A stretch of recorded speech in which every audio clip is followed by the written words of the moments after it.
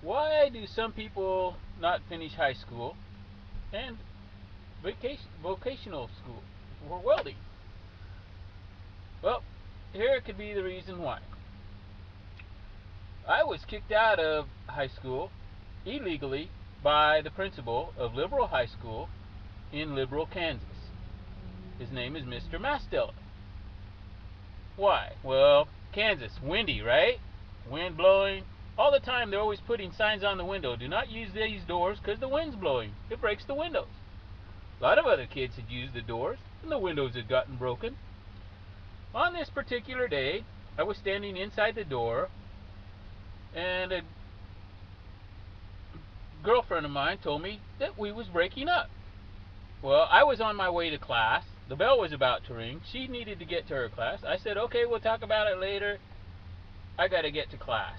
I went walking out the door. The wind, that was a windy day, grabbed the door, smashed the glass out. I turned around, and of course I'd already saw a cooking class teacher, who was my teacher, way down at the other end of the hall standing outside of her classroom. She saw what happened. She walks into her room. Well, I went ahead and I went to my next class, so that way I would not be late. I was in my next class, and they called me to the office, and Mr. Masteller informed me, you are kicked out of school until you pay for that glass. I told him why. One, the wind is blowing, and the wind's what broke the glass. Two, the school has insurance to cover the cost of that glass. That's what the school insurance is for. And it was a windy day. The wind broke the glass. He says he does not care. I'm kicked out of school until I pay for it. So I leave. Then whenever I went to my welding class at a vocational school, completely different school, then they informed me I could not go to vocational school unless I was also going to high school.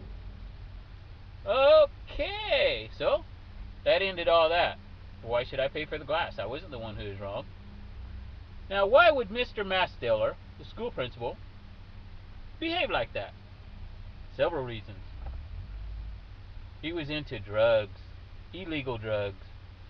Yeah, marijuana. The way I'm to understand it, other drugs. How would I know this? One, the day that he did call me into his office, whenever I went walking into his office did smell like marijuana. He's always smoking a pipe. Two, several other kids who went to school. It was around the whole school talking about it. Did you know Mr. Masteller smokes pot? He smokes drugs. Oh yeah, you smell it in the whole office. Not only in his office, going out into the rest of the office.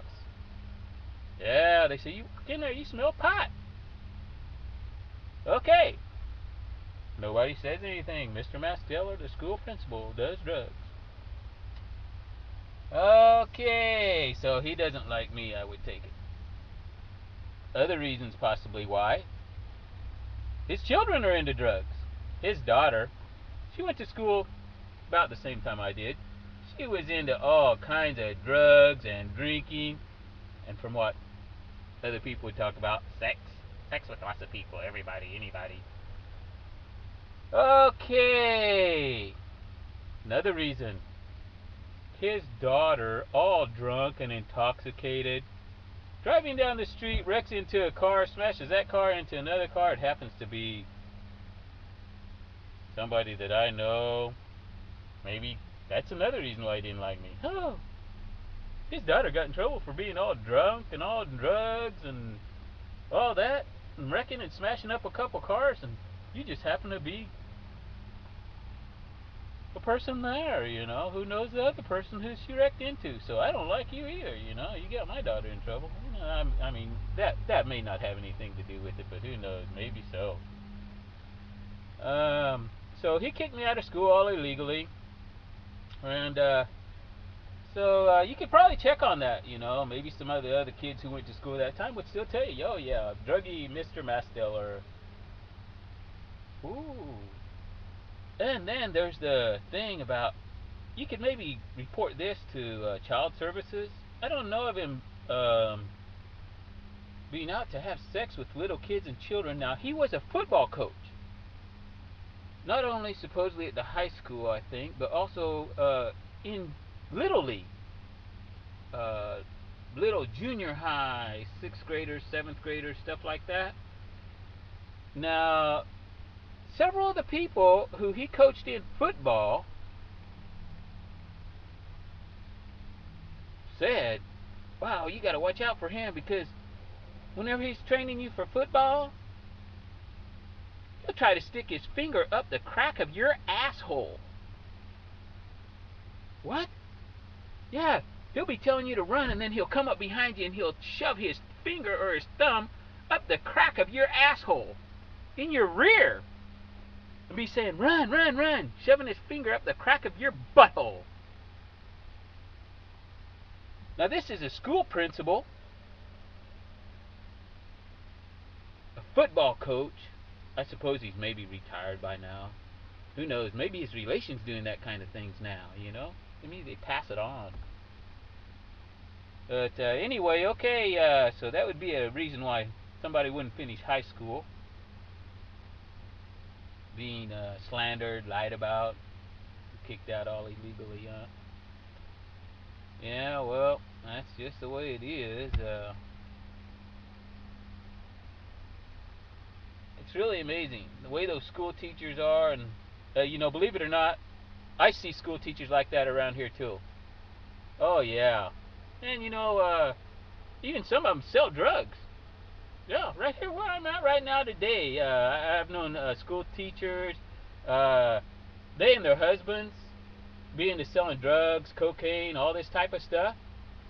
And you know, they behave all friendly and everything, tell you they're all into drugs and selling coke, and their boyfriend sells coke, and whether they get married or not, I don't know, they end up having kids even without it being married, and then they're like telling you, well, you know, I teach 3rd and 4th graders. Yes, I'm a teacher.